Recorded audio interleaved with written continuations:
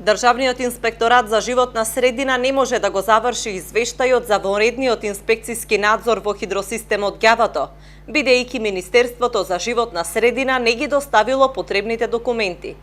5 денови по посетата на Ѓавато, хидроелектраната Топлец и земјоделските задруги Баџо и Агро Богданци, инспекторите не можат да ги утврдат состојбите, иако уште следниот ден и писмено се обратиле до Министерството.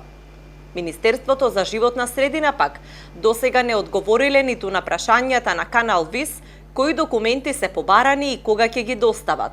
Во телефонскиот разговор рекоа дека се координираат, па ќе одговорат на прашалникот.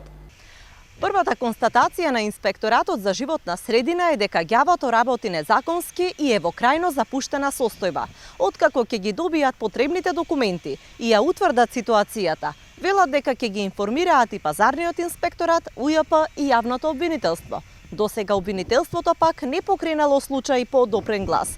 Не одговорија во текот на овој ден на нашите прашања дали имаат намера да отворат истрага за случајот. Во изминатите 2 недели, колку што Канал ВИС го истражува хидросистемот, се потврди дека, иако езерото е полно, системот работи со половина од вкупниот капацитет, а државата плаќа 60.000 евра месечно за струја. Половината количина вода ја користат задруги и физички лица за наводнување 100 хектари површина, за што не плаќаат ниту динар, а другата половина е за приватна хидроелектрана, за која државата е обврзана да доставува 200 литри вода во секунда.